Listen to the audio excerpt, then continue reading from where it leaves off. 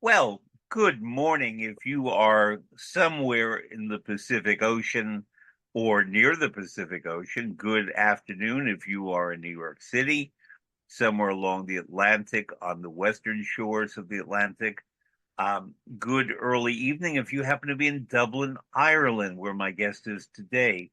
Or good evening, good greetings to people all around the world. Welcome to Fred Plotkin on Fridays on Adagio, the place where classical music happens. As you know, Adagio is a video and audio streaming platform dedicated to supporting artists and to making classical music and opera available to music lovers all around the world. My guest today is a lovely person. I've never met an unlovely Irish person, I must say that. But Dearbhla Collins is lovely. She plays a great role in the musical life of her country and beyond. Um, she is, let me get this correct, the artistic administrator of the Director. Veronica Dunne International Singing Competition, an artistic consultant at the Opera Studio at the Royal Opera House in London. Am I right so far? It's the National Opera Studio rather National than Opera the Studio, Opera House. Yeah. which is at the Love it. Royal Opera. Is that correct? No, it's not. It's not. It's the other one. Where is it? Yeah. Where There's is a the National Opera Studio? there's the Yetta Parker program at the other one, and then Oh, there's the that's National Opera Studio at what I do. Yeah, exactly. okay. Mm. And therefore, musician and opera person. Let's start with you. Where did you get into opera? Were you born in Dublin or somewhere else in Ireland? No, I was born in Dublin to parents who came from the country who had never done any music at all. So they wanted us, I have three siblings, they wanted all of us to have a really good education all around. And music was part of what they wanted us to do. And it turned out that all four of us actually became musicians. Three of the four of us earn our money professionally as musicians or music managers in the world. And we just all took to it and really liked it. And we were brought up in Dublin, had our first piano lessons in Dublin, and I went from there and studied also in Vienna and also in Italy.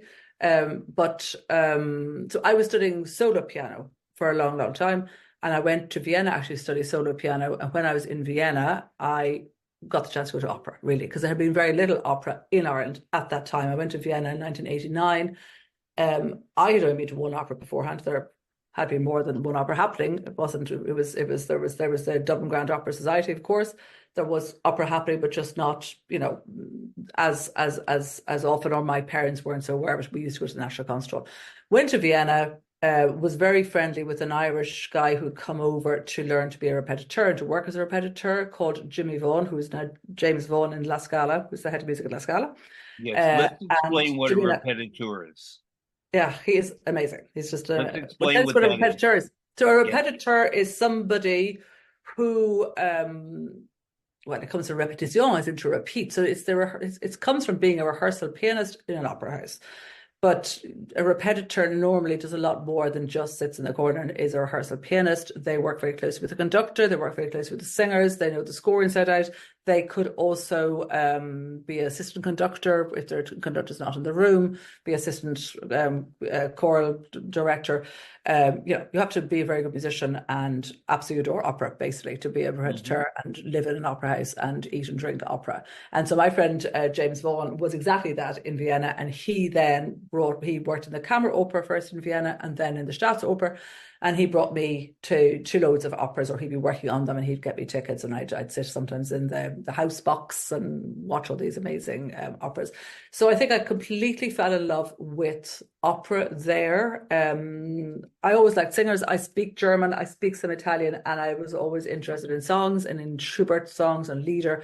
And I did quite a lot of that also living in Vienna. And so I started to love sort of all music with singers in it, either that song recital thing or the grand drama of opera.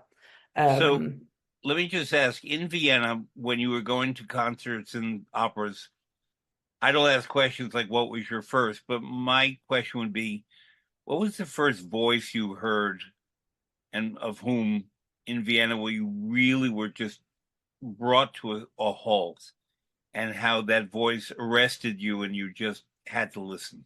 I can tell you very, very, I was so lucky, I have to say. So I can tell you very, very, very definitely. There's probably two, but one of them was Fredi, Morella Fredi singing Bohème in the Opera House Hmm. in Vienna.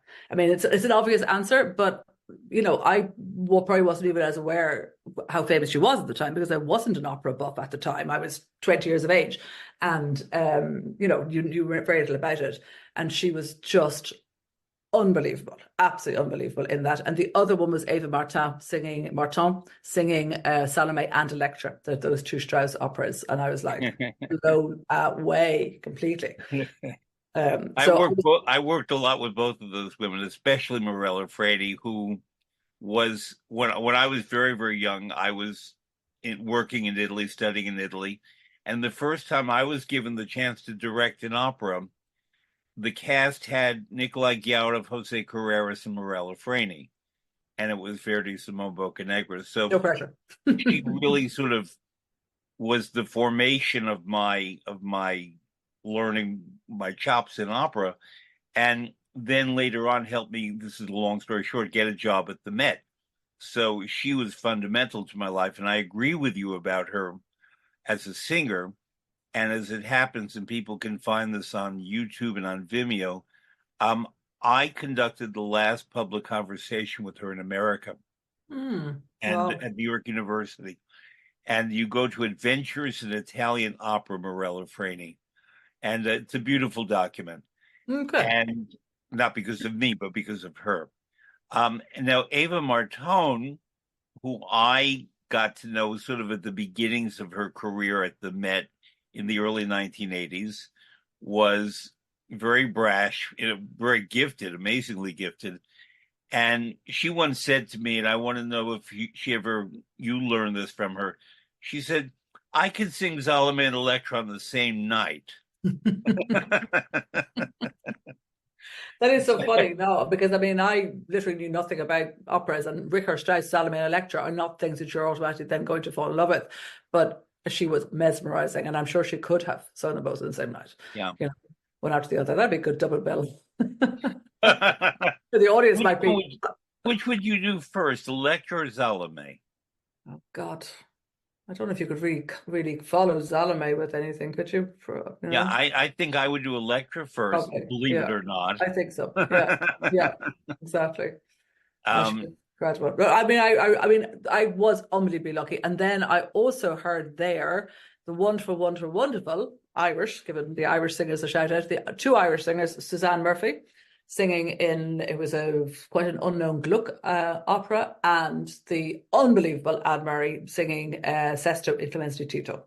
And I've yeah. worked an awful lot with Anne Murray since, and I have told her that I was there, and she goes, "Oh yes, yes, that was 1991, and this was the set looked like, and this." What I was like, exactly, exactly, and she was unbelievable because, as you know, she's a slight lady, and I'll always remember this, and my memory is correct because she says it was exactly like that. The massive stage in Vienna was sort of empty. There wasn't very many props or anything, and she sang the De Questo, just her front stage, downstage, on her knees, and the power in that voice and the power of what the communication of what she did in that opera house.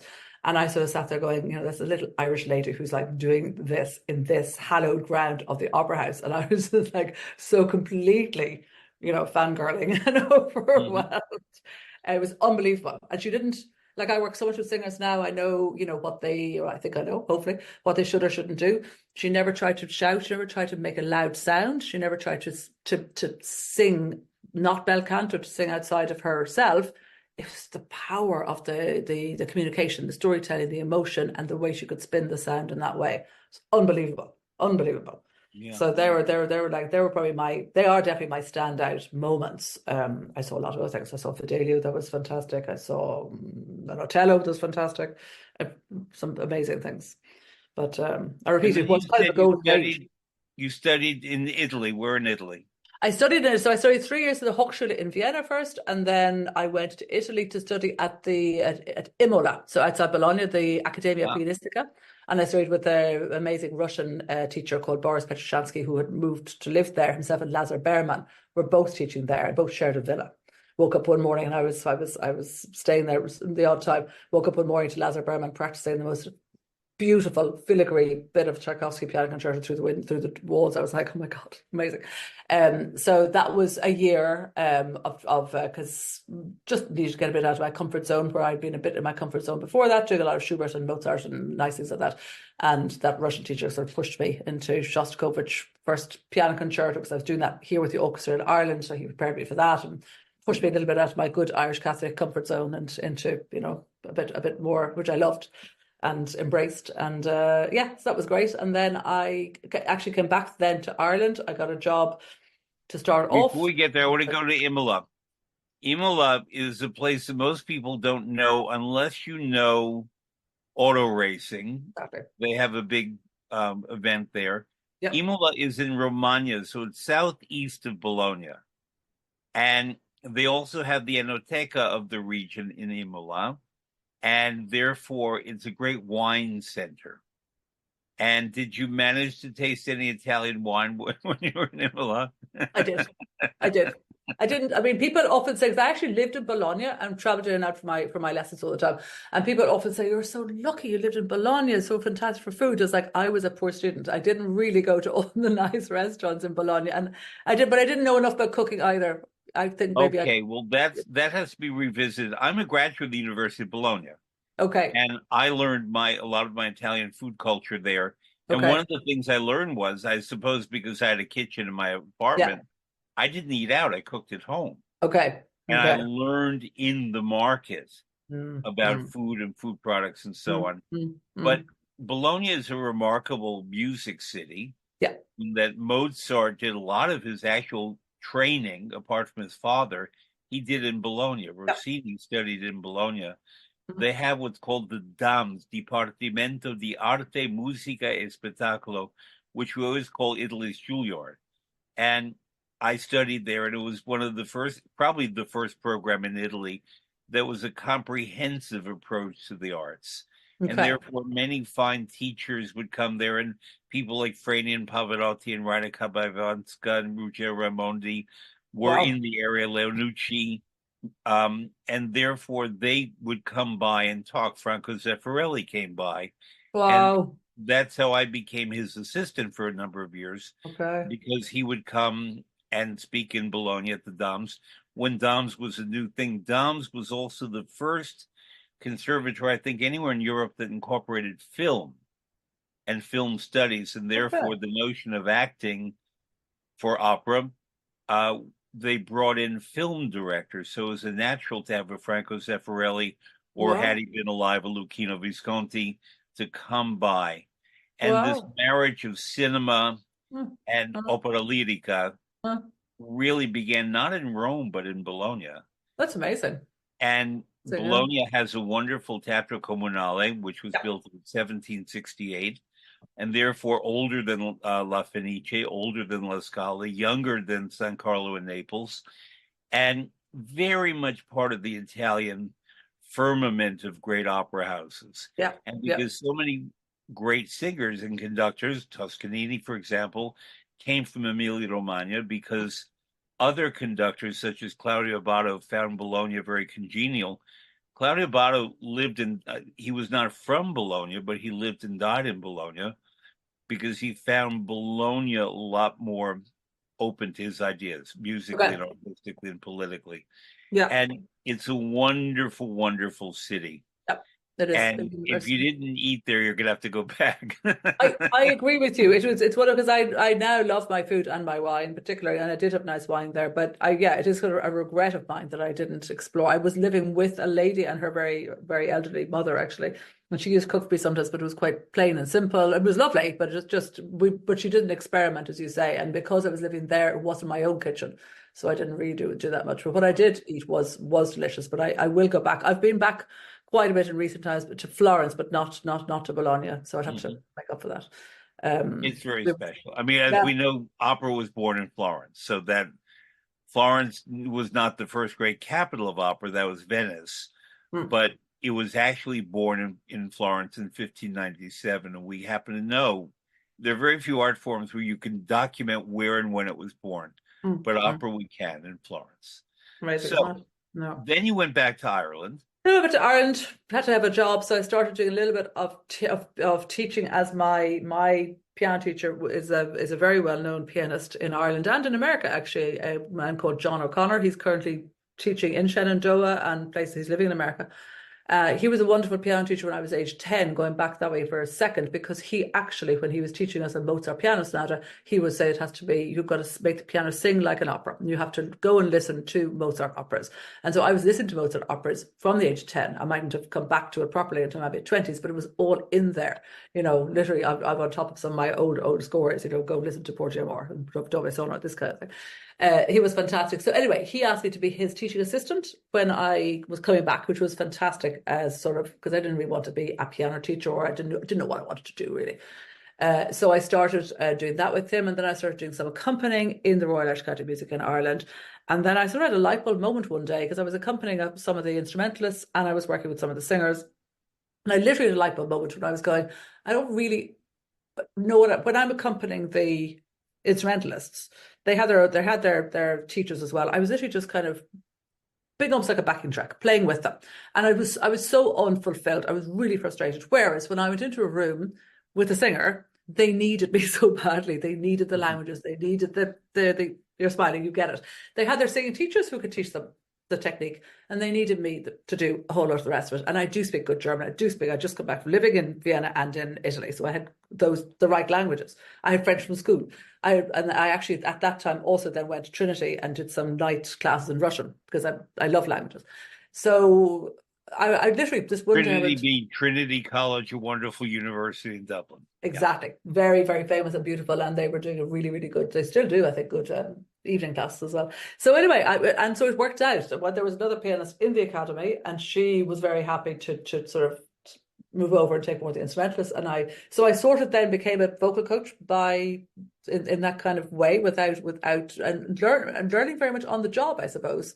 And I think if you're a good musician and you have an ear for things, you can, you pick it up. People sort of say, can you sing? And I said, no, I don't actually sing. I said, how can you work with singers? And it's like a lot of us vocal coaches, some people came from a chord background who can sing. A lot of us don't, but we're good musicians. We know how to shape a phrase. We know what's needed. And you listen and listen and listen and listen, like you, Fred. You know what's good. You know what's needed to be done. So I kind of started doing that here, and then went on from there to work, I suppose, with all of the singers and the singing teachers here. And the best one of them was Ronnie Dunne, who was... Okay, so let's pause right there, because this is a key name here. Yeah. You went to work with Veronica Dunne, known by many as Ronnie Dunne. Yeah. Let's talk a bit about Veronica Dunne. She was born in Dublin in 1927. She died in Dublin in 2021, if I'm correct. Yeah. Yeah. She was a soprano. Yeah. She did early training in Dublin. Her family had some money, so she had a pony.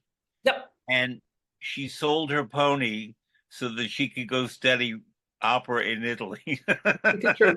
All true. That's my favorite first Ronnie Dunne story. Yeah. Which it says so much about her, I think. Yeah. That, most young women, little girls, if they have a pony, want the pony. Exactly. But ponies eat oats and they require attention. And I think you must have understood, this is a lovely pony, but I want to study opera. Yeah. And, you in the 80s went to the continent. Imagine a girl in the late 1940s, not late, in the mid 1940s, right after the war. Unbelievable. She went off to Italy. Yeah, to Rome. She lived with nuns, if I recall. Yeah. Irish nuns, I think, not Italian nuns. Yeah. And in Rome, and studied singing and music and opera in Rome. Mm-hmm. Mm-hmm. Mm-hmm. Did she talk to you about her early years in Rome and living there and what she learned? She talked an awful lot. She talked about hearing Maria Callas sing. Yeah, in the Caracalla show said that. She told so many stories, and she kind of grew up there, I suppose, in Rome. As you said, she was a girl in her 20s. She always said how destroyed Rome was. Obviously, it was just after the war. It was incredible. And, she talked a lot about that, about, it was dangerous probably as well. and not dangerous, but it was, it wasn't the pretty city it is now, certainly. And she knew nobody. And you know that the Monsignor O'Flaherty became her kind of protector, the Mm. Scarlet Pimpernel, Monsignor O'Flaherty. And he brought her to show her the cave where he had saved Jewish people, and all the stories, that the things that he had done, and that had all of these stories, that he had a very strong effect on her, apart from her opera singing, about, because I suppose here in Ireland we were so removed in a way from World War II, and Yeah. looked at us and it wasn't really happening to us. And I can only imagine as a 20-year-old being exposed to all of that, and I think she took all that into her art then as well. But she she studied there. I actually can't remember off the top of my head the name of her singing teacher in Rome, but she definitely learned Puccini style, learned so much about Italian opera. And Italian opera was a thing then that she taught the best when she was teaching back in Ireland. I think it's important for listeners to have a context that Veronica Dunne was born in Ireland in 1927, so she was about 19 or 20, and the fires were still burning in Rome Mm. after the war, and there was rubble everywhere. If Yeah. you've ever seen the film Open City by Rossellini with Anna Magnani and Aldo Fabrizi, it was filmed in Rome when Nazis were still occupying and then fleeing. Mm. And Mm. the visible rubble and the poverty that one sees in that film is what Mm. Veronica Dunne would have been surrounded by when she got to Rome in Yeah. 1946. The new Italian Constitution was being written in 1946. The new Italian Republic was being created. Everything, the grounds were shifting in every single way. Mussolini had been finally vanquished, and they were trying to form a democratic government with voting and representation and all of that. And it was kind of like being in Italy in 1870 when Verdi was trying to create a nation again. Italy had been reduced to nothing, and yet remarkably came back so quickly because the Italians worked very hard. They had aid from the Americans and others, obviously, but it was their initiative that really got the country Mm. back Mm. on its feet. And then the remarkable movement of neorealistic cinema that happened right there in Rome while she was there. These Absolutely. early films were happening. Yeah. Yeah. Directors such as Luchino Visconti were simultaneously directing opera and cinema when in Rome and then later in Milan Mm. when she was there. Mm. And Yeah. she must have been exposed to all of that. No. No. Puccini's prize pupil was Maestro Ricci. I think Luigi was the first name, and Mm. he was based in Rome. Yeah. So, although I Yeah. never asked her, I would have no doubt that Ronnie Dunn got to know Maestro Ricci, whom everyone studied with. I think she did. And I know for a fact that she worked with and knew Margaret Burke Sheridan, now, who was Mhm. Puccini's first Tosca, was she, I think? Yeah. Was she in Rome? I don't know, was Well, that not there? first Tosca, but that was Was she? Eric Clay Darclay, but one of the first Toscas. Yeah, yeah, yeah. So Ronnie always had this very direct line of we always felt that we were really learning what Puccini had wanted in Puccini music from her, Mhm. And Ronnie, to anybody who knew her or worked with her, she wouldn't be analytical in the way she would teach. It was very instinctive and very, using her own language and trying out different things. But you knew what she wanted. You knew what Puccini wanted through her, Mhm. through the music, through the shape of this music. And I really feel that I'm jumping around, but I learned so much of that from her. But going back to her, she then, when she was still based in Rome, she came to London to do, or no, in Rome, I think it was, she won a competition, and the prize of the competition was to have a role in Covent Garden. So she got a role, and the role was she started did Countess there, and was one of the roles she did. She did Sophia and Rosencavalier. I don't know if that was the first thing. Yeah, I yeah, know that she sang alongside Joan Sutherland and Kathleen Ferrier, who died in yeah. 1953. So it's She was, remarkable yeah, that she was she in would have the known Kathleen Ferrier. Oh, she was on Well, stage on the night that Kathleen Ferrier collapsed and couldn't continue. They were in the same production together of Orfeo that night. Yeah, wow. yeah. And she knew Joan Sutherland very well. They worked very close together. And in fact, Richard Bonning is still very associated with our competition. I'm aware of that. Yeah. Yeah, yeah. So, um, she had a singing career and then she evolved into teaching, I think around 1962. And there's something I want to ask you. I've asked a couple of other people in Ireland about this, and I want your take about it. I watched her teach. I once co-taught a class with her, and her teaching style was very distinct. Number one, because when she was coming up and training and then learning, there was a physicality about the teaching Yep. that just could not, I won't say could not, does not happen anymore today. Anymore. Yeah, yeah, yeah, In that the degree to which she would touch the bodies of a singer, not in a sexual way, but yeah, yeah. in a Come on. very direct way, Yeah, is in you should be yeah, feeling this right yeah, there. And she put yeah, her hand wherever the right there was. yeah, yeah, And, whether it was touching someone's backside or around the navel or whatever, yeah. it could seem, if misinterpreted, to be very forward and very, No, I'll use the word, unacceptable. yeah, Um, I am from the era after that, but before this time when you couldn't even touch her nose. yeah. And I remember that, there would be a certain amount of physicality in the teaching, and no one particularly seemed to mind. Um, I wonder whether in her later years as a teacher, and I watched her teach in the 2000s, I think, maybe the 90s, Hmm. and um, she was very physical and she would just place her hands everywhere. And I always wondered what the young artists were thinking. What was your feelings about that? I think they just knew. I mean, the thing is that she died in 2021 and she was 93. And she had been teaching until COVID really stopped her teaching. So she was teaching until she was 91 and a half or something. She was still teaching. And I think would probably still be teaching now if she hadn't had to stop that time because she lost all the energy she got from her students. So they knew if it was a man or a woman, they knew this was, their granny or their great granny. This was the 91-year-old. I think they just knew and accepted.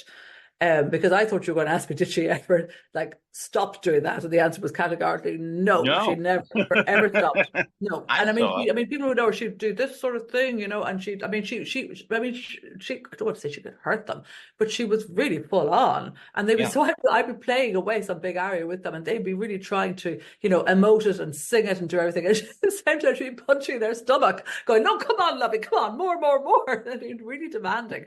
But I think my take on it is the ones that could take it and understood what she wanted through that really worked, and she'd have them in the room every day, maybe for half an hour. They knew exactly what she wanted out of them.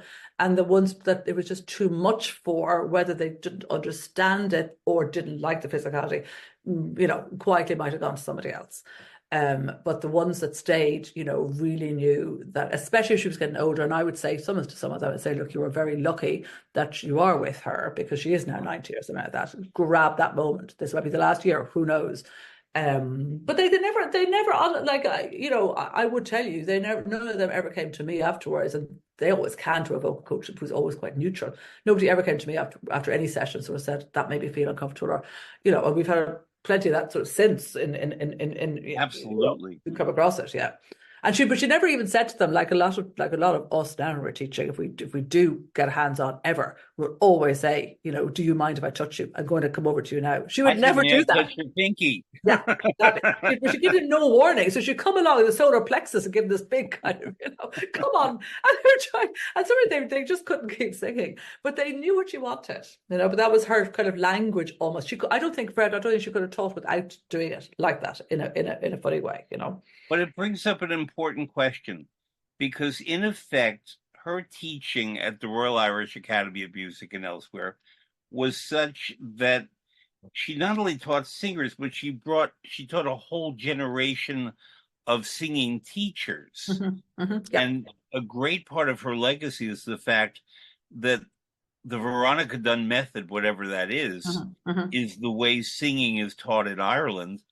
And for a small country of maybe 4.5 million people, there's a remarkable amount of great singing that comes out Yeah. because many singing teachers teach in high schools and lower level schools around the country. But if you cannot do the physical part of her teaching, I wonder what has been changed in the pedagogy, that what's left of the Veronica Dunne method that is now used in Irish education. I can tell you absolutely these people, and I mean, somebody will be Melda Drum, for example, who was her student, is a fantastic Metzer herself and is doing a lot of teaching. They have very much taken the pedagogy. When Ronnie's pedagogy is very much the Italianate mask, singing. So I think for all of us, and she asked all of us to write stuff down. I probably didn't write down enough because I was sitting behind the piano, but I I think what we've all done, particularly the singing teachers, they have worked out what she was saying, although she didn't say it sometimes, and she knew herself that she wasn't, saying it in an analytical language. But I think we've all been able to make that transition. I mean, and then people, I suppose, add in things that they've learned other places. We're all sort of slightly magpies, aren't we? Pick some stuff up. But I do think that it is a lot of that they understood. And like a lot of what she would talk about, she'd talk about vocal support and things, and she'd say things like, it's like pulling a cork out of a bottle. Like, that's understandable, and you can use that as an image. So there are lots of, like, another teacher might make that much more technical about what muscle is working where, and we know that too, how many different, we're not going to go down the route of singing teachers and how many different ways there are to teach singing.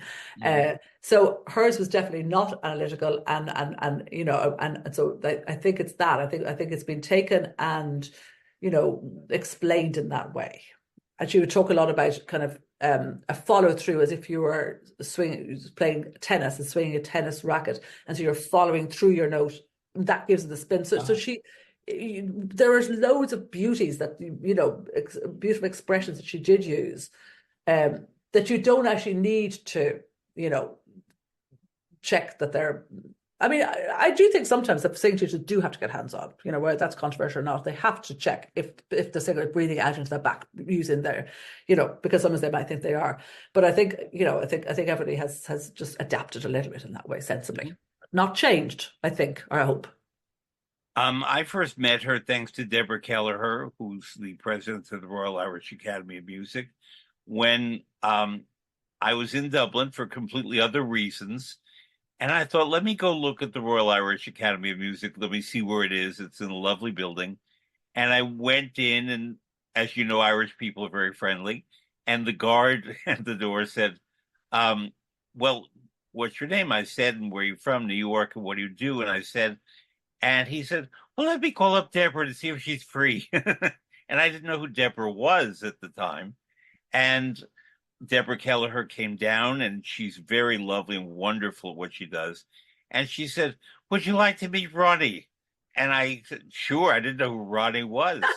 And she brought me into a session. And I sat down and watched Veronica Dunne teach a young mezzo soprano. And it was from that, who happened to be named Tara O'Reilly. Oh, I was going to say probably was. Okay. About whom we'll speak later. Yeah. And that's where I met Tara, who's gone on to a great career and has been a judge at the competition in subsequent years. And it was just a revelation. They were singing Il Barbiere di Siviglia, Rosina's arias. And so therefore very basic and essential, but also incredibly hard to get right. Yep. And that was my first exposure. And I've watched many master classes and singing teachers. I've done some of it. And it was unlike anything else I'd ever seen, because there was a great deal of love being showered on Tara O'Reilly, but also it was very serious. It was very rigorous, I think is the right word. Yeah. And she was not allowed to get away with anything. Not that she tried to, but what I mean is, if there was any flaw, it was immediately brought to her attention and put right. Not, some singers, teachers might say, honey, maybe you want to think about it this way. No, that's not right. Exactly. You can do it, and you can do it now. This is what you want to do, not think about it. This is what you want to do. And it was very bracing to me, because as it was done with love, there was never a sense that he was some very opinionated retired singer who said, you have to do it my way. It was never that. Exactly. And it was a remarkable thing to watch. And created my love not only for Veronica Dunne, but for the Royal Irish Academy of Music, that they would Oh, be the setting where this jewel could reside and flourish. absolutely. And did Um, until she was 91. It was amazing yeah. that she could keep teaching, you know. So Yeah. I know the competition, the first Veronica Dunne International Singing Competition, was done in 1995. Where were you when it happened? Oh God, I wasn't in the singing world yet at all. I had probably literally come back home from Vienna. So Okay. I don't even know if I was at that one. I was at a lot of the subsequent ones. But it's very funny because I had such a strong relationship with Ronnie, and I only really worked with her from from the age of 75 onwards or something. It's kind of remarkable. And yet, like, we worked together every day practically. But at that time, I would have been sort of in awe of her. I would have been like with the great Ronnie Dunne in this competition. So I probably went to it, but that would have been all. It was the year Orla Boylan won it. That first year, the great Irish Now, soprano. how did it come about? Was there a sponsor? Did she want it? She wanted it. She Aha. wanted it, and this is another great story that's also happens to be true. She wanted it, and she had retired from the other school of music, and she had been given all sorts of kind of money in her retirement or whatever she got. So she put all of that money into setting up a competition. So Hmm. she basically took her retirement fund, went on to work in the Academy of Music, luckily, and set it up. And it was 1995. She was, so what was she then? She was 75 or yeah, whatever. She was absolutely passionate about the future of Irish singers and that they needed a platform in Ireland to sort of promote themselves on. So they wouldn't always have to go to Germany to do an international competition. They could Hmm. do it in the kind of safety of their own home city with the Oaks and that sort of stuff.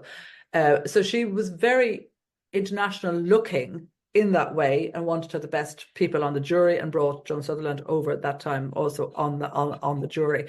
And then, I joined the competition in 2005. So I joined it 10 years later.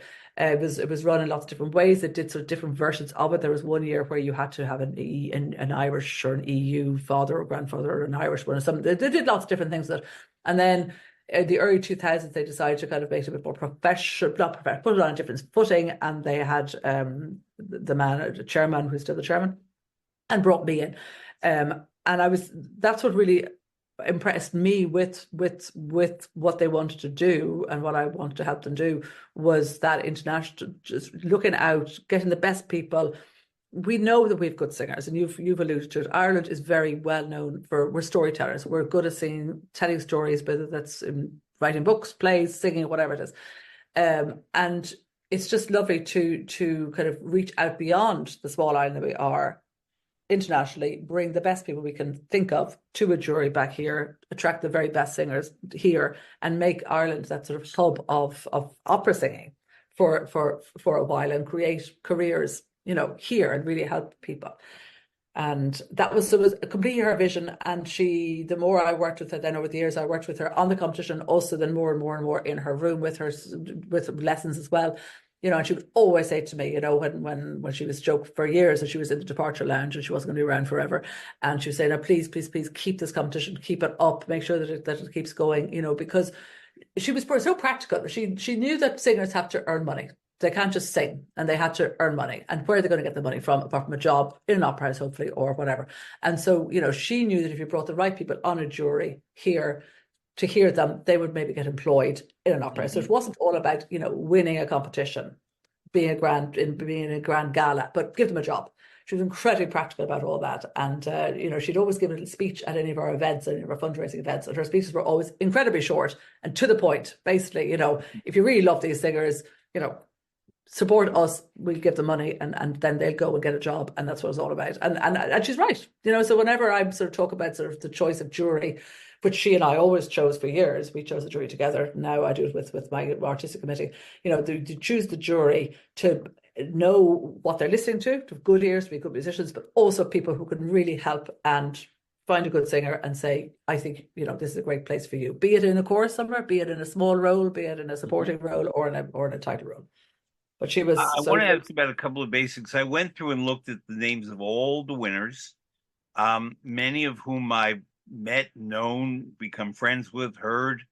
Um, and initially, the competition would have one winner, and it was every second year, and then it expanded at a certain point to every 3 years. Yeah, And if I read the list correctly, are there more winners, or are they ranked? they're And there's ranked. a group of six. Yeah, Okay. yeah. So because only in the most recent listing did I see a number next to the Okay, grand prize winner and so forth. But okay, before that, there would be six names. okay. Yeah, look at that. Yeah, So how does it work actually? I know that in September you close the deadline for the upcoming competition, yeah, which is, by the way, January 23rd to 28th in Dublin, yeah, Veronica Dunne International Singing Competition. yeah. We'll get back to that later because I would love for people who are in or near Ireland to go and attend it. Absolutely. Um, do you receive applications and then you pick a top six and those are brought to Dublin? How does it work? We receive applications. We have then venues for our international audition rounds that we go to. So say we might receive, I don't know how many exactly, but we receive every time we receive about 300 applications or maybe more. So of those, then we they could choose which venue suits them to go to as an audition round venue. We do a venue in New York. We do one in Munich. We do one in Berlin. We do one in Paris. We do one in London, and we're in Dublin, obviously. Or people can send a video, and then those juries across the board that have consistency by having actually Orla Boylan, who we mentioned earlier on, and myself across the board on those panels, and then somebody else from that opera house. So as consistent a jury as we can to keep the standard level. The 60 or so are chosen to actually come to Dublin. So there will be about 60 singers flying into Dublin in January to do the competition. Sometimes as a January, people get colds. Some of them can't make it, but certainly around 50, 55 of that 60 will come. And then we whittle it down to 24 in the second round, 12 in the semi-final, and then 6 finalists. And the first 3 rounds are with piano, and the last round is with orchestra, with the National Symphony Orchestra of Ireland. Is So it yeah, held at the National Concert Hall? it's in the National Concert Hall. All of Okay. it. The first round's in a small hall upstairs, and the final round in the main auditorium. So it's nice. It's all very central Dublin, which is nice. And people do like coming to Dublin. The singers always say, the competitors always say they love coming, and it's friendly atmosphere. And the jury the same. I find that when I ask a jury member to come back, they will always come back, which is nice. And Dublin in January is surprisingly temperate compared Fine. to a lot Yeah, of the world. I don't know why. yeah, There's not yeah, much light, but it doesn't matter. yeah. Um, Exactly. but the temperature is mild. Yeah, It's strange. I'm not yeah, sure why that is, but it's yeah, mild. yeah, yeah. Um, and I've sat on juries, and what I've always noticed is that every competition and um, every event where we're judging singers, there seemed to be a different set of rules, either written out or implicit.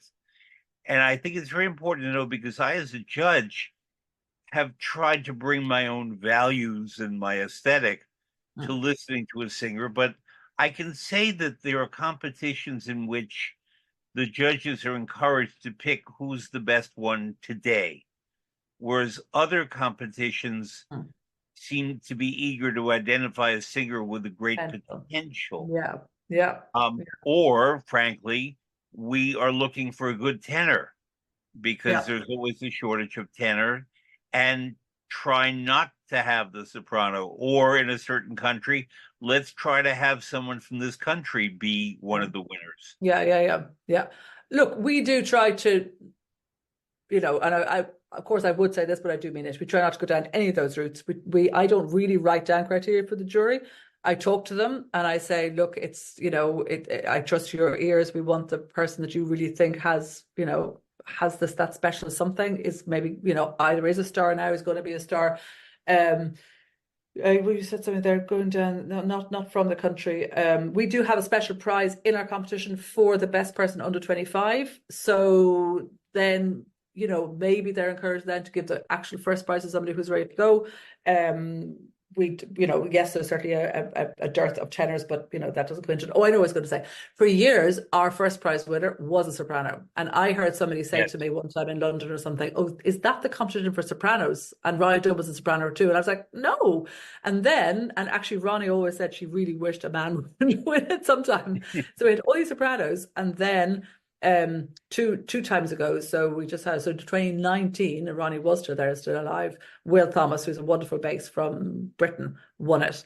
Mhm. And that just completely happened. I didn't say to the jury, we'd want to get away from this. I would never do that. And so it was brilliant. He just won it. And 3 years later, the last time we had it, a baritone, Armenian baritone won it.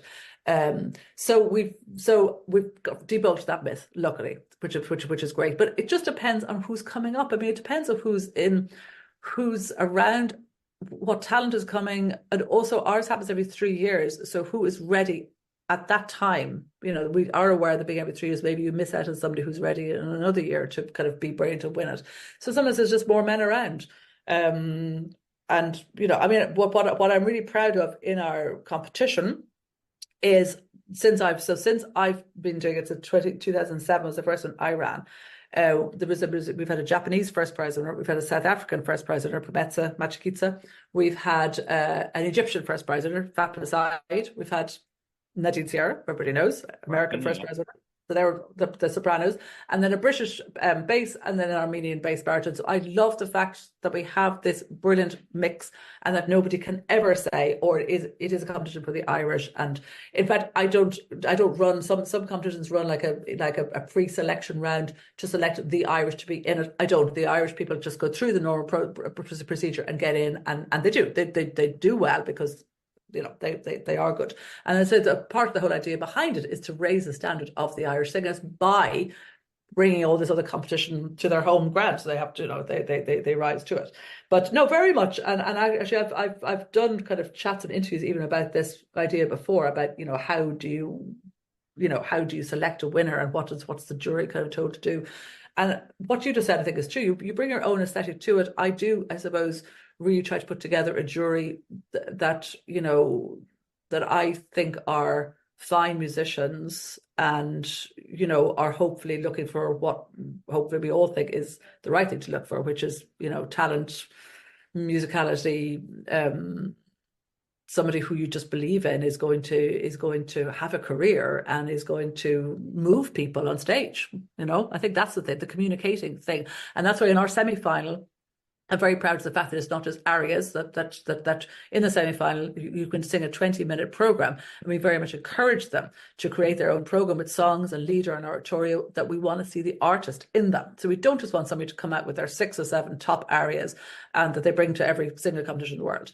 And there's a special song prize as well, because one of my loves is still very much song and the lieder recital end of stuff. And I think if you can sing a Schubert song, you can sing. You can show up a lot of other people who can maybe not do it. In a way, that's like the Cardiff singing competition in Wales, in which there is a leader prize or a song prize and an opera prize. Yeah, I always want to keep that. And Ronnie would have been more operatic than me in that way. I was always sort of saying to her, let's keep the song prize, and she did completely agree with that, because she could see what it would do. And if somebody could sing an emotional Danny Boy even or something, I mean, that's what it's all about. The chair of this year's jury in 2025 is very unknown baritone, without any attempt to be fair, the magnificent British baritone Sir Thomas Allen, who's just one of my very favorite artists. And how is a chair picked? And then to what degree is the chair the person who focuses the jury on what they should be looking for, listening for in a winner? I think they're both brilliant questions. So for years and years and years, we had the same chair. So we had a lovely lady called Jane Carty, she died last year. We miss her a lot. She was 87. And she had been involved with Ronnie from the beginning, and Ronnie sort of said, look, as long as she's alive, she'll be the chair. And Jane was fantastic. She was not going to be the chair this time around, even if she was still alive, because she realized herself that it's stressful being the chair. And as you say, guiding the jury room and everything. So she was going to become an artistic advisor to us, something. But She was fantastic. She had good ears. She had worked for RTE for years, which is our BBC, and she worked on the classical music radio station. She had travelled the world. She had done, I think, one of the only people ever to do an interview with Herbert von Karajan. He gave her an interview, so we would never do interviews with anybody. A real advocate for young talent and for young singers especially. So she was fantastic. So then we had this big dilemma. What do we do now? So now we don't have the same chair that we've always had. And do we like choose somebody else for the next ad infinitum? What do we do? And we all sort of agreed that we would do it competition by competition now and sort of see how we do. And we had different ideas with different people. I've done a good bit of work with Thomas Allen. I've done a recital with him, and he's come and done masterclasses that I've played for, and I've come across in my work in London as well. He was on the jury here before as well. So one of the reasons for me in my head, when I was picking somebody to be a chair, I didn't want somebody who had no association with the competition at all, who didn't know Ronnie. I think we had to have that association because it's such a special competition in her name. I just sort of thought, well, Thomas Allen is perfect. He's so respected. He's such a fantastic musician, and he directs operas now as well, so he can see from that point of view. He knew Ronnie. He knows our competition. And so I just basically asked him straight out if he'd do it, and he joked that he wasn't sure about the chairman end of it or what knowledge he had on that end, but that he was very happy to do it. So bringing to your other question, he will be a non-voting chairman. He'll only have a casting vote if necessary. So his job really is to keep the jury room in kind of check, and then of course he can probably lead, in that way, but not with a vote. I did find that the last time we had this not every single time, but most times, because I'm in and out of the jury room, I find that the juries they do tend to bond together. There's very little kind of real kind of difference of opinions, maybe in some sort of slightly ordering of people, but not in kind of the overall thing. So I think and again, another reason I wanted to be him, because he is a gentleman. He's such a gentleman. He will be able to lead that room very diplomatically, and if there is any need, and I think you need something like that in a room, somebody calm, somebody with authority, somebody who knows what they're talking about, but who's not going to be putting their own opinion around all the time and leave it up to everybody else to come forward and do it. So I completely trust. It'll be interesting. It's the first one we do. I completely trust that it's going to be exciting. And I was just so delighted when he said he'd do it. I was just like, should a chair guide the conversation and the thought process before they hear the singers? Or should, I'm going to say he because it's Thomas Allen, but of course it could be she. Should he not say anything and then guide conversation after the singers have been heard? I prefer that. I mean, I always sit, and Ronnie used to do it as well, but I particularly did it as kind of so I'm now artistic director because Ronnie was artistic director, and I've become that, and I was artistic administrator before that, so it was a slightly different thing. So I would definitely sit with the jury at lunch the day they arrive, and they would of course ask, to be kind of guided through it and what was expected of them. I don't think I ever wrote out criteria. I've written out criteria for other places for auditions and things. I don't think I ever wrote it out for them. And I would just say to them, look, you're here because you're used to listening to singers. You listen with your ears. And I think it's the same for the chair. I think the chair probably shouldn't lead too much beforehand. And I can imagine that he mightn't. Because, they all have individual votes. They all have individual preferences. And even hopefully there won't be any big differences, but even if there are, it's quite nice that there's even small differences. And someone says, well, I prefer the way she sang that particular floaty note there, or that, it's quite nice that they're not all, and like we're not pushing them into a corner. I'm not saying I want you to, find people to employ in this opera house or that opera house, because you have a few different opera houses included on the panel. So it's very much like, see what you like, see who's out there, and again, it is, if I was to give them any guide, it's to go with or even to give him a guide, to give them or whatever, it would be just to go with the person that touches you, that that you don't know why. Sometimes you don't know what's happened to you, or what you're feeling, and it might not. I mean, hopefully that is also the most technically ready person for the career, but it's not the person who sings all the right notes in the right order and technically is supporting their voice properly. It's just that something that magical happens. And I've been very, very lucky. We've been very lucky with our juries over the years that they have felt the same way about it. And I love that job of thinking of the jury, the wish list jury that one would like to have on a panel like that.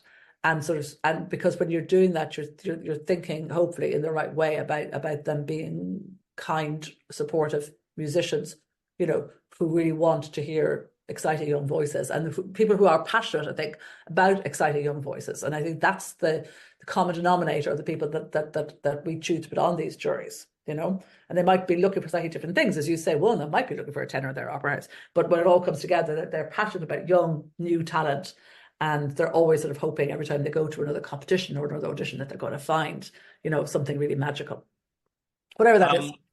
I'm not going to say the person's name. Maybe you and I will talk after, and I'll say her name. It's a woman. Is someone who was on an earlier jury, and is someone that I worked with very closely on a number of occasions, and one time together with Thomas Allen, the three of us. And she was a highly gifted singer, one of the best.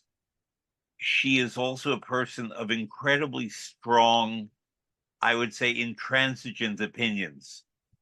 And she was on an earlier jury at the Veronica Dunne International Composition. And I wonder what happens in a jury room if a very gifted, intransigent, opinionated judge just simply will not yield to the other five. She might be outvoted, but on the other hand, it's a different environment to the room. You said that the judges, in your experience, have tended to sort of bond and coalesce pretty quickly and find a working relationship, even if there are things to discuss. What happens if you get a juror who really is an outlier? I'm just going to use very generic terms. Yeah. I mean, they will be outvoted. I mean, we haven't. I know. I remember that person, and to be honest, I think in the jury room it was fine, tough enough with feedback to the young singers afterwards. But actually, in the jury room, I think was fine. I didn't come across anything too much. But they will be outvoted. They won't be asked back. And I do believe in the voting system that we do have, that the fairness will come out in the end of the day.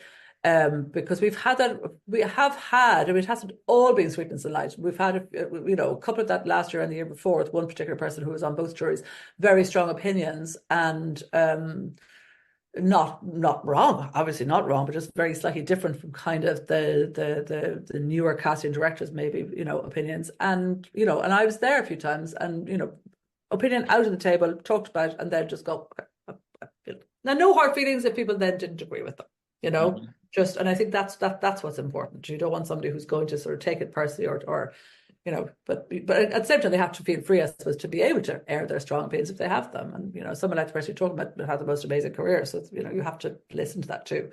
But then sometimes, so there's this question, right? The balance of a jury. Do you put people who were singers are singers on a jury, casting directors? And some people say how casting directors maybe might not. Some of them do, of course, but some of them might not know enough about the voice, and they might be looking at different things.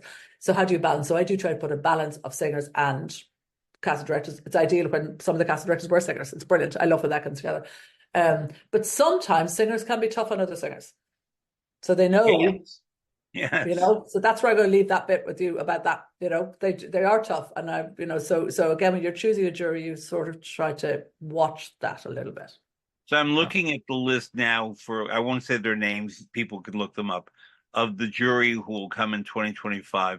And the chair is a recently retired singer. There is an artistic advisor, former artistic administrator. There is someone, I don't know what he does in Berlin. He's he's the artistic director, casting director.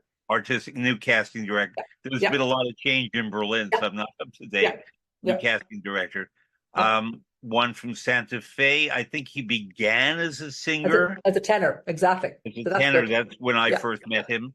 Yeah. And then he's sort of morphed in a very good way into an artistic advisor in Santa Fe and in Munich. Yeah. There is a conductor. There Yeah. is a wonderful, very experienced artistic administrator who's a friend of mine who's gone from strength to strength in places like Barcelona and Dubai and Seattle and We not love her. She's Dubai, brilliant. Oman, Oh man. and And actually going to Seattle Brussels. and Brussels. She's on her Yeah. way to Brussels, Yeah. and then a Yeah. soprano. Yeah. Um, so there is a good Good mix. mix. Yeah. Yeah. Good. Good. I Now, really, really try. Yeah. you mentioned something in passing that I want to pick up on because I think it's important and something that people don't know about juries and competitions. There are some competitions in which the entrants, and not just the six finalists, but I think probably anyone who was heard by a jury, um, in which young singers are encouraged to talk to the jurors and vice versa. There are others in which a wall is built, and basically you cannot communicate with the people who did quote the judging. Where is the Veronica Dunne International Singing Competition on this topic? Very strongly, um, very strongly on the side of feedback because the young singers want it. I spend so much of my life in a room at a piano with young singers, helping them choose the right repertoire for these competitions. They fly all the way from, they might fly from Seattle Korea. to these competitions. They Yeah. pay their entrance fee. We do put them up in host families to try to make it easy for them. We're trying to be super friendly, try to make it really nice. But it's tough. You come all the way, you sing your 2 hours in the first round, 60 maybe, only 24 in the second round, and you get the bad news that you're not into the second round. I've been there. I've done piano competitions. It's really tough. And so for that viewpoint alone, I think if they want it, if they want feedback, we'll never force them into it if they don't want it, because maybe sometimes you don't want it. You don't want to be told why, but sometimes they really want to know, why did I not get into the next round? And it can be tough. They can be tough questions because the jury are very honest. They might just have to say to them, well, there were 45 people better than you today or whatever.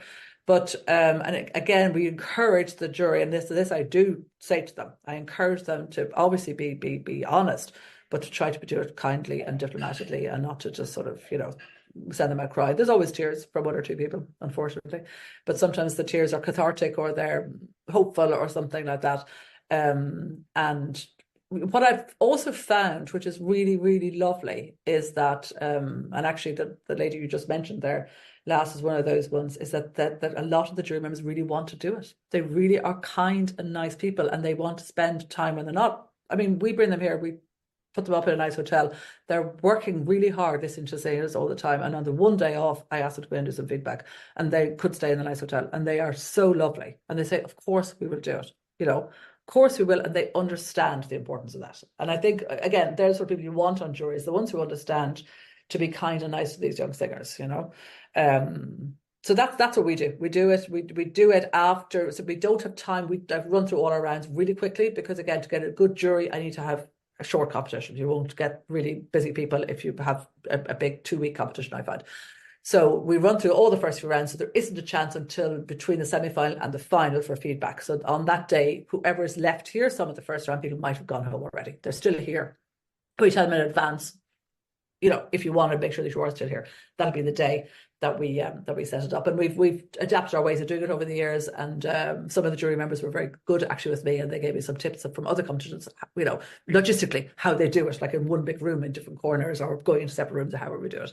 And so I'm very happy with it at this stage, because I was nervous about it at the beginning, because I thought, it's not, you're not going to hear what you want to hear maybe, but it does work out well. Whenever I've been in that position as a juror, I avowedly never say, you did not advance because, or this is what you did wrong. Yeah. Never. Yeah. I always say, you may want to think about how you pronounce your letter E vowel in Italian. Good. Yes. Or you may want to think about what Rosina is talking about when she sings Una voce poco because we didn't get enough. Yeah. Because maybe if you understand the situation better, you'll be able to bring more to your performance. Yeah.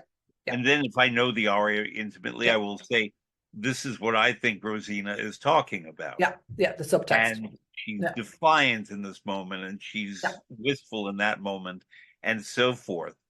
Yeah. And that usually feels more productive, and they come away with things. And I Yes. always, this is me, I always say, bring a pad and pen and write everything down. Yes. Yes. Absolutely. Write Absolutely. everything down Yeah. because Yeah. you're so nervous and emotional right Yeah. now.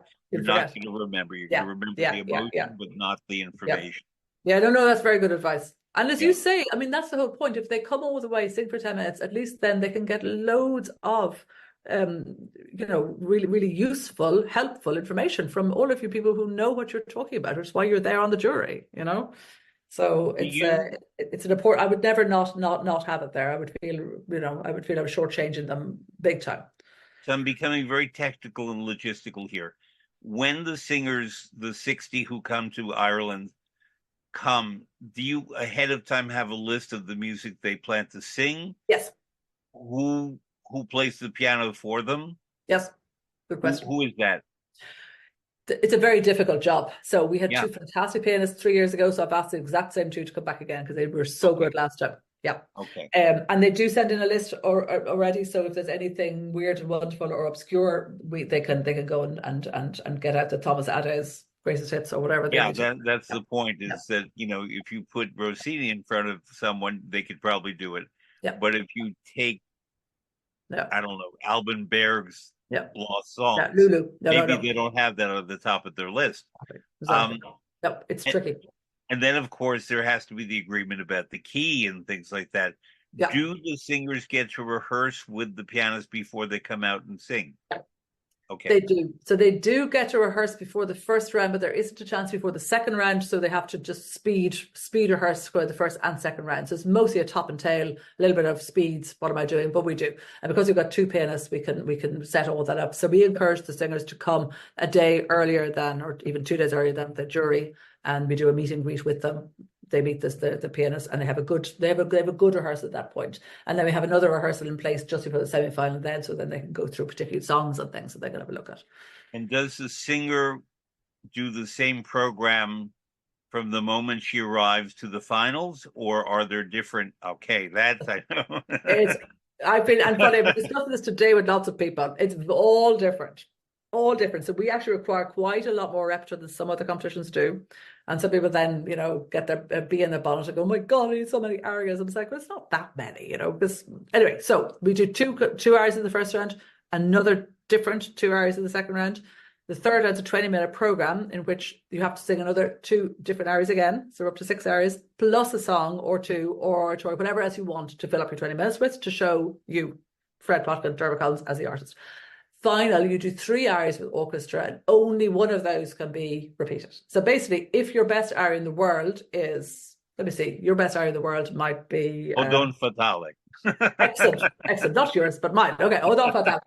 So Don Fatale is your favorite aria in the whole entire world. You can sing it in the audition round because you can repeat anything. The audition round is a separate entity, that one. So you can sing Don Fatale in the audition round. Then you get to Dublin, you can sing it in your first round, and you can sing that again in the final with orchestra, because people ask me so much at the time, like, will I keep my best aria for the final? And I sort of advise them, it's like, you won't get to the final if you don't put your best aria in the first round. Right. But of course they want to the final too. So basically, if your best aria is Dove Soto or Don Fatale, whatever it is, first round and final then. But there is quite a lot of repertoire to learn.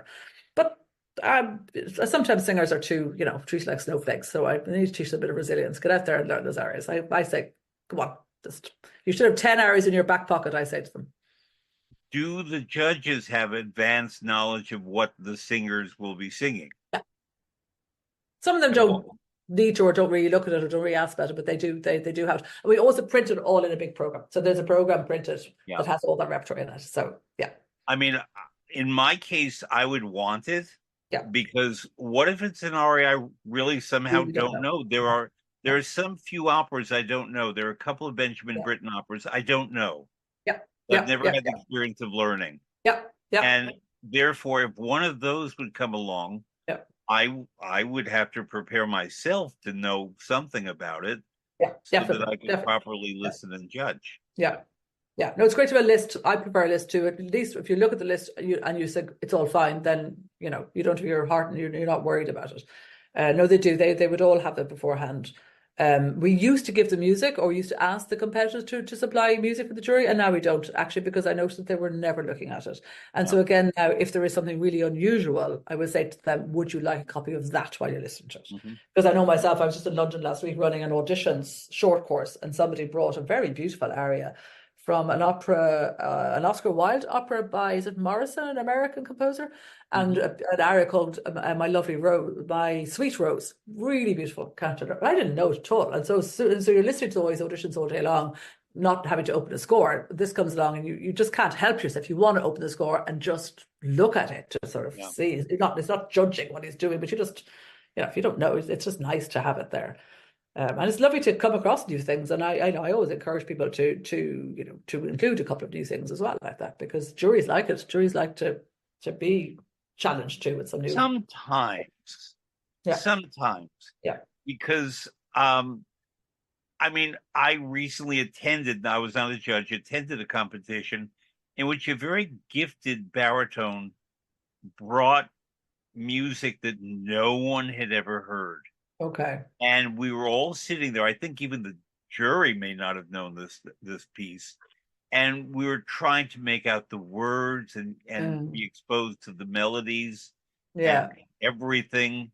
And we couldn't quite evaluate.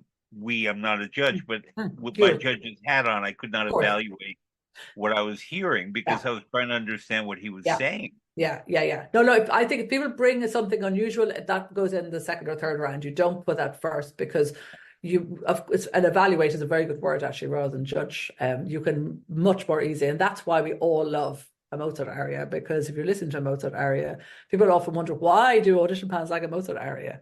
And it's like, we're not trying to trip you up, but it's just you can evaluate the voice, the musicality, the everything by by listening to a lovely Dearbhla or something, and just it just shows. Yeah, except that I've heard so many women sing De Vieni non tardar or name any of the top 20 Not Mozart confused. arias Yep. that I inevitably will hear Thomas Allen in my ear singing a certain baritone part Yeah. by Mozart, Yeah. or any of the greats, Kiri Takano, anyone I've Yeah. I heard who I know. really loved in certain roles. Yeah. Yeah. You have to put them out of your Yeah. head Yeah. Yeah. and Yeah. Which is and hard. try to hear the person in front of you. Yeah. So I Yeah. kind of like the in between. Okay. I Okay. like music that shows the voice Yes. primarily. That's the most Yes. important Yes. thing. Yeah. Shows the artistry, but does not immediately bring to mind 20 other singers. Yeah. Yep. That's very good. That's a very good point.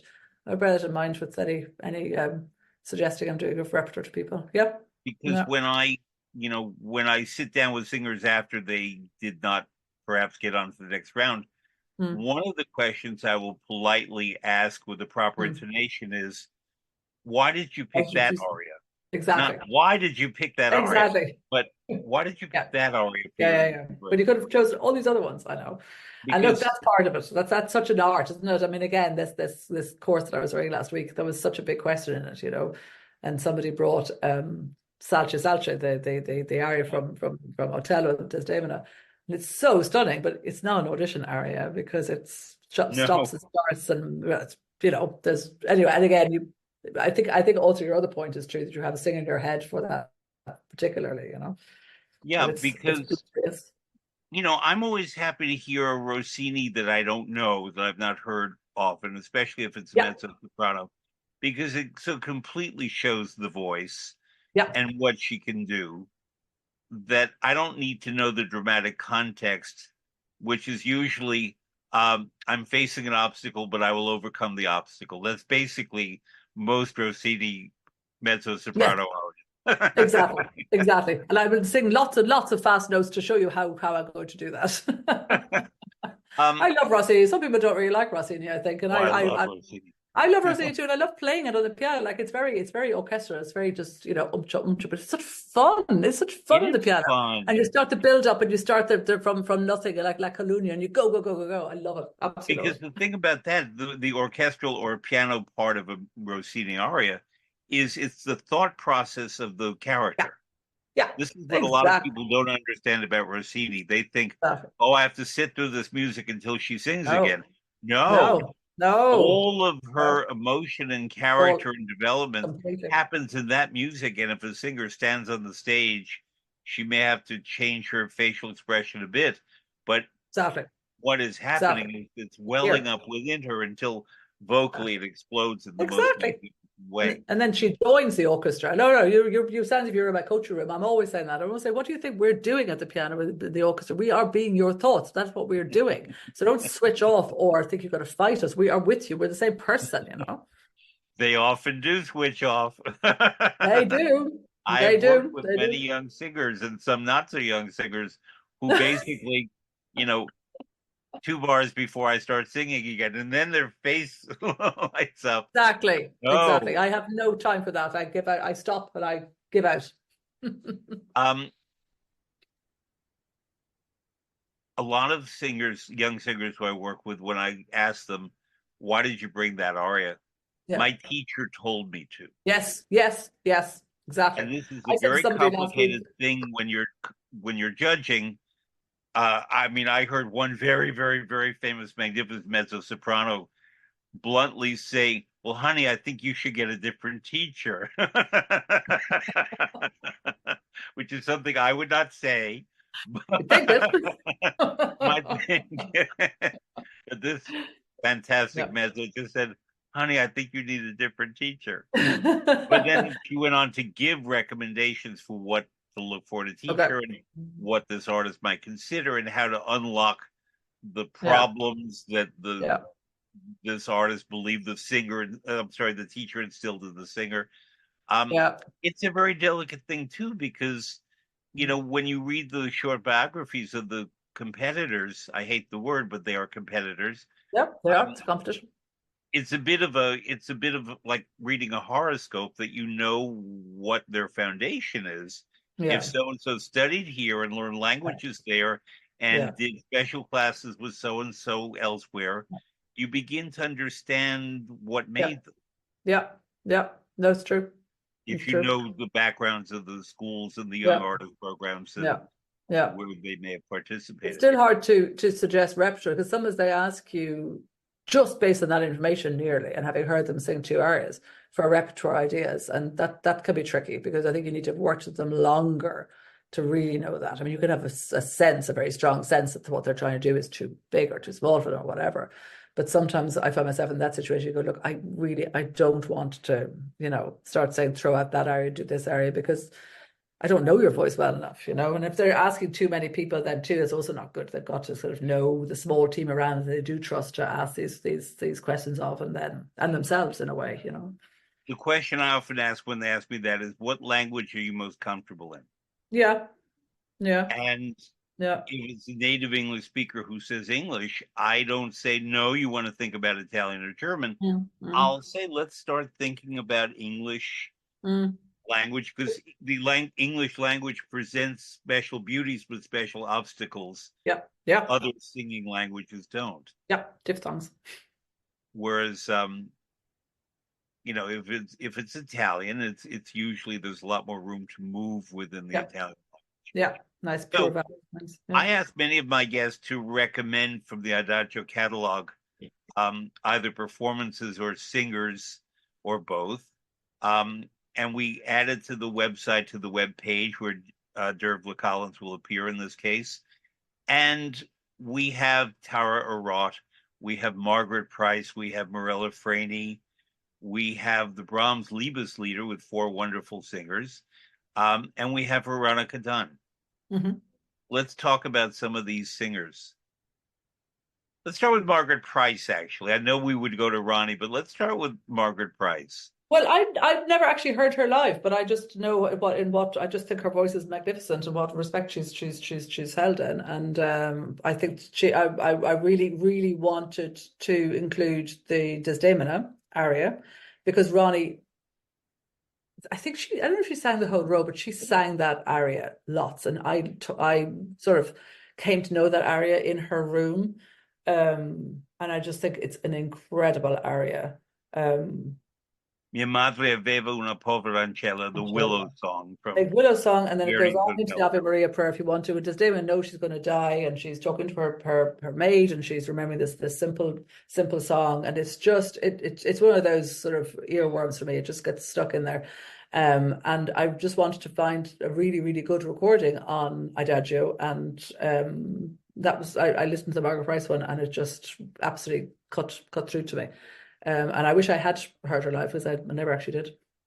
So true story. I've told it a couple of times before on broadcast, and you'll just have to endure it if you've heard it before, listener. But I want Dearbhla to hear it.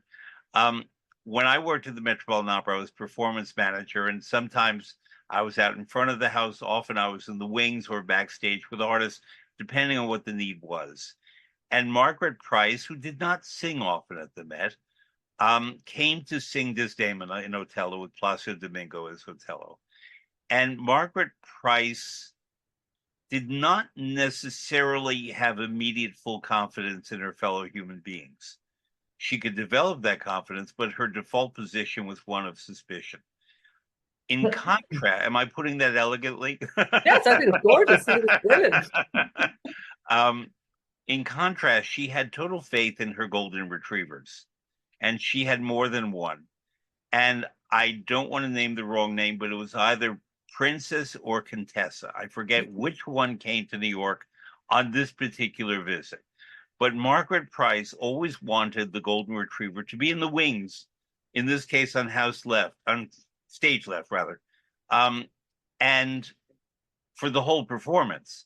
So that Margaret Price needed some emotional support from her dog, she would only have to look at the wings and look at the golden retriever God. and receive that kind of emotional support. I love dogs, and I somehow knew though that when it came to this fourth act aria where she'd be singing Salce Salce, and then Otello would come out and murder her with the pillows, that Margaret Price might need some more emotional support. And I went and stood in the wings with Contessa, Princess, I don't know which one, and held her gently by the leash. And she was lovely, that dog. But when Placido Domingo came on in full Otello dress and took a pillow, which had been carefully choreographed, that he would smother Desdemona, the golden retriever could not be consoled. Oh my God. And started pulling on the leash. And these dogs never growl, but she started to growl. Oh my God. And pulling at the leash. And Margaret Price under the pillow was going like this to the dog, give support to the dog. And Domingo heard this growling sound, and certain audience members thought that was him. And it was, in a way, the most difficult but most dramatic performance I've ever seen of the last act of Otello, even more than John Vickers, who I watched him up close, and he was phenomenal. But just the addition of the growling dog. That's incredible. The way Margaret Price's feet sort of quivered as she was being smothered, and the way Domingo was in character and singing magnificently, acting magnificently, but aware that this dog was right behind him.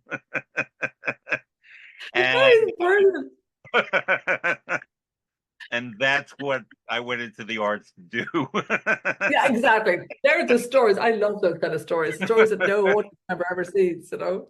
That's brilliant. Oh my God, but she sings it so beautifully. I mean, it's such an emotional piece, isn't it? Like, and it has, you know, it is just a few bars of singing, a few bars of orchestra, and then the same salce, salce over and over again. But it's so much in it. And I just think she puts that into it. And it's just, I don't know. And you heard it on recording, which is very interesting. Yes, she sang it in theaters. Yeah. But there are certain singers who translate the stage to recordings better than Margaret. Exactly. No, she really did. For me, anyway, it was just the way I wanted to hear it, because you don't often, you know, like you said earlier on in a way about some of those, you know, famous kind of arias. It can be hard to start clean with a clean slate about how you want to hear stuff. You have a pre idea, but she kind of went along with my pre idea on it when I was listening to her. Now you picked Mirella Freni singing the famous Vici d'arte from Tosca. I did, for two reasons. I was going to choose her singing Bohème because I'd heard her Bohème in Vienna. And Right. then I was going on the Adagio website and I saw she did Visitarti, and Ronnie adored Visitarti. And Celine Byrne, the Irish soprano, sang. So Celine Byrne and Tara Rock both sang at Ronnie's funeral and I played. It was a tiny funeral because it was during COVID. And Celine sang Visitarti and I played it. And it was a very emotional moment because, again, Ronnie had sung that so many times and had worked it so many times. And it's true. And Ronnie did Visitarti. She really, really did. It was an anthem for Ronnie in a way. So that's really why I chose that. And again, when I just love the way I think Ronnie would love the way Freddie sings it. That's the way Ronnie also sang it. Ronnie, I do think, taught that same Italianate production as someone like Freddie sings in. So I just thought that was a nice way to include Ronnie. Art is about what I sacrificed for my art. My and art. I don't remember a line in that aria about I sold my pony so I could go to work. You can add it in. One of the old things. That's very funny. Another verse. A middle verse. Ronnie would like that, Fred. Ronnie would like that. And then, obviously, you selected a performance by Tara Roth from La Clemenza di Tito, right? Yeah. And I was actually there in Baden-Baden when they made that CD. So that was the CD that they were making. Villason made all of those Deutsche Grammophon CDs of the Mozart operas. And I went to Baden-Baden, and Joyce Di Donato, we all love and know, was singing Sesto, which I'd seen Tara do before in Munich, actually, do Sesto. So Tara was singing Agno, and Villason was singing Tito. So I just thought I would include that. I love Mozart, always. I always love Mozart. B, I love Tara Rock. And Tara was probably Ronnie's. Well, Ronnie had a lot of very successful students, but Tara's right up there with them, with people like Patricia Barden. Tara, there's a lot of very, very successful students of Ronnie's. So Tara is there. Ronnie was so proud of her and so proud of everything that she accomplished. So I couldn't possibly not select something of Tara. And Tara's a wonderful friend of mine. We've done loads of recitals together, and we work a lot on. She's also passionate about young singers. We do a lot of work together on workshops for young singers. She started something called Celebrating the Voice, so we've done together a few times, and it's going to happen in the National Concert Hall again in February next year. So Tara would have to be in any mix of things that I would bring to my desert island. La Clemenza di Tito happens to be my favorite Mozart opera. It's not every, but it is my favorite Mozart. I'm so glad you say that. I used to know it years ago, and I would have said Così was my favorite one, maybe, or Figaro, I'm not sure. But Clemenza di Tito is very, very, very special, isn't it? Yep. All of it. Servilia's little aria, I absolutely adore. There's so much in it, although it's small. Vitellia is such a character, such a creature. The Tito arias are very difficult. It's hard to get a very good Tito. Sesto, Agno, they're just amazing characters, and the music's incredible. They're amazing characters, but also their dilemmas, especially Tito's. Yep. Even though people could say that perhaps Sesto is the leading character, yep, but it's his dilemma and his. Yeah. He's the Joe Biden, now that I think of it. He's the Joe Biden of opera. Yeah, actually, yeah. And I say that with all love for Joseph Biden. No, but exactly. It's a similar story. I never, till this moment, thought about the fact that we lived it again. Yeah. Most recently with Joseph Biden, who put country over personal ambition for the good of the country or the good of Rome in this case. Exactly. I love when we sometimes do that. I do that sometimes too when I'm coaching even. You put things like that together. And isn't it wonderful that this music that was written so long ago, and I know it sounds like a cliche, but it's true. We have the same, there's still human. It's completely relevant. Yeah. Exactly. Amazing. I happen to be not consulting and not a formal relationship, but informal relationship with the State Opera of South Africa many years ago, when Nelson Mandela was let out of Robbins Island prison after 27 years. And we were talking about repertory that they might consider, and they thought of doing Beethoven's Fidelio, the getting out of prison. And I said, well, Mozart's La Clemenza di Tito might be better. It's about truth and reconciliation. Yeah. And that apparently was the first time that phrase landed. Okay. And it came out of the opera, and then Desmond Tutu heard it, and then Nelson Mandela heard it.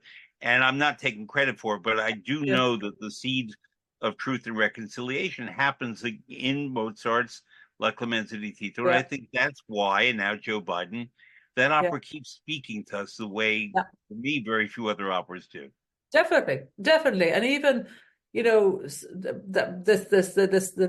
little difficult soprano aria that people often prepare, you know, there's so much in that because it's such a human emotion. It's like you really sort of anyway. It just resonates on so many levels. All just those words, and they're simple, not that many words, and they're repeated, but there's so much in them. Why are you, Vitellia, only crying for Sesta? Why can't you do something else? And it doesn't. I don't buy your crocodile tears, basically. Yeah. And the Servilia standing up to Vitellia, it's so strong, and it's Yeah. written in such a simple kind of minuet form. And it's just and again, every time you go back and look at it, you sort of find something else in there. And again, we know those emotions. We know that way of saying to somebody, look, stop crying about it. Help me, do something. You've caused this problem. Help me. And it's so real. It's As so true. Michelle Obama says, do something. Exactly. Exactly. And I realize Exactly. people always say to me, can you name an opera character that Donald Trump could be? And I'm not getting political here, but I am. Yeah. Where, they always say he would be Scarpia, one of these really bad guys in opera. And I say, or, Iago, no. But I just realized in our conversation, in Beethoven's Fidelio, there's the character of Don Pizarro. Yep. Yep. That's Donald Yep. Trump. Yep. So now, when the Yep. Met is doing Fidelio next March, I want people to come for endless numbers of reasons, but also because Yep. you'll That's it. discover the Donald Trump of opera is Yep. Pizarro. Yep. Yep. Yep. Um, so one more thing, because I've loved our conversation. How did Brahms's Liebeslieder enter your list? Lots of reasons. And because it's a Yep. lovely Yep. thing, but it's an outlier with everything else I you know. have. Yeah. Well, two things, three things. So I love song, love leader. I've some fantastic with my not Veronica Dunne singing competition hat on. I'm doing some wonderful recitals in Dublin. One with Sean Michael Plum, the American Yeah, baritone. sure. Can't Based wait. in Munich, right? Can't Yeah. wait to exactly. Can't wait to do a recital with them. And so anyway, I'm always looking at songs and leader, and I love it. Absolutely love the words and everything. And I adore the Brahms Liebeslieder Walzer. I've done them lots of times. I have a brother who is a pianist. We've done them together. I love the fact that they're for piano duet, for singers. I love their folk songs, but the words are lovely. They're lovely in a concert. Audiences love them. They're all waltzes, but also different. They're fantastic composed. So I want to include some leader, but when I saw that on the Idagio website, I saw that there were two reasons then after that I put them in. One of the pianists is an Austrian pianist called Heinz Medjugorje, who I had some lessons with years ago. It was a very fine, years and years and years ago in Salzburg, I think at the Mozart.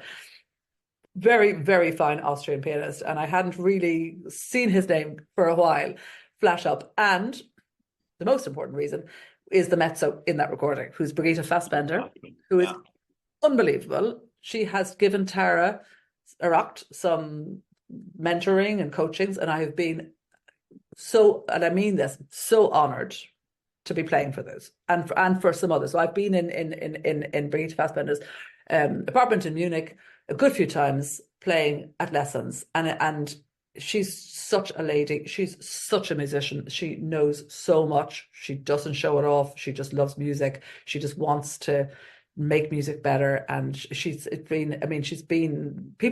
had so many inspirations, in this kind of opera world, starting with my friend James Vaughan, who's now at La Scala, with Ronnie Dunne, Anne Murray, and very little contact with, but fantastic contact with Brigitte Fassbender.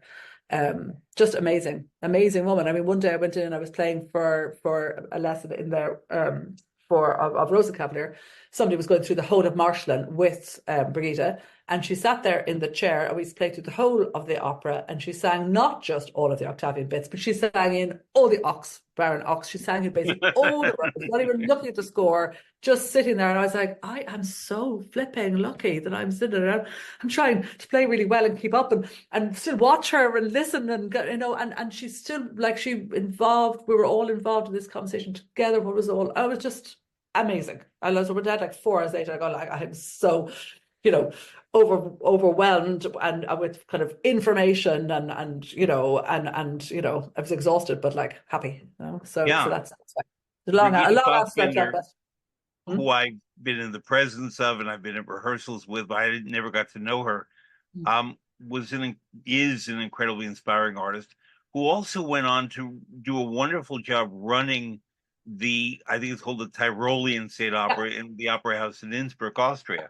yeah, exactly. And She's directing. Yeah, really yeah, wonderful. And Tara Arad has told me how inspiring and what a wonderful teacher and mentor Brigida completely, Fassbinder has been.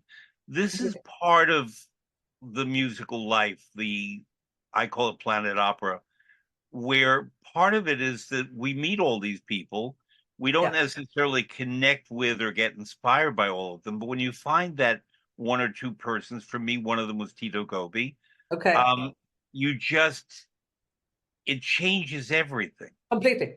And not only that, but you feel the inclination, I know you feel, to pass it on, Yeah, yeah, yeah, not just to keep it within ourselves. And part of why I created Fred Plotkin on Fridays is to document yeah, everything that all of us have learned. yeah, yeah, I'm happy to talk yeah, about what I know, but I'm much happy to talk to people such as yourself yeah, who have had these wonderful experiences yeah. that we can communicate to others. And Completely. Dearbhla, I'm very grateful to you because in this conversation, we basically, you, but me a little bit, created a masterclass on how to enter and run a singing competition, Oh God. Oh, which oh, which is not an easy or thing how to not to. explain. But I really do feel that our conversation created a template for running a singing competition that other people can learn from when they Okay. watch the program. Okay. So I'm Hopefully. very grateful to you. I unfortunately cannot join you this January in Dublin, much as I'd love to come, All the time. but I will be there at some point in the future for more because I love Dublin anyway. Yeah. Um, and not just for the prawns, which are the best in the world, but They're amazing. They are pretty they're amazing. I love addictively them. good. Yeah. But for all kinds of things, I love Dublin. Yeah. Yeah. And it's a wonderful musical city, and the people are so welcoming, and um, it's just you feel very alive in Dublin. At least I do. Oh, that's really nice. I And do find that when I ask people to come on the jury, they really it's very easy to persuade them to come to Dublin. oh So yeah, they must it's feel that not maybe. like I won't name another town, but it's not like going to a town where there doesn't have the beguiling aspects that does Dublin does. Oh, that's nice. So so I commend Veronica Dunne. I commend Dearbhla Collins. I commend the Veronica Dunne International Singing Competition. Would you recite the website address, please? It's just that this it's V disc competition. That now you've put it up to me now. It's just Veronica. Well, Look people up can Veronica search Dunn sing Veronica competition. Dunne, It'll come up. Yeah, Dunne, yeah, yeah. International Singing Yeah, Competition. VD, yeah. So we shorted it almost to V disc, so VDISC. Yeah, because VD is an unfortunate We used to verbiage. always she's RD when we had Ronnie Dunn was better. Exactly. We Okay, had she was aware. that's why she became Ronnie Dunne. That's what she Okay. became Ronnie. Very good. No. Dearbhla Collins, thank you so much for this wonderful conversation. Thank you. I very much enjoyed it. Thank you so much.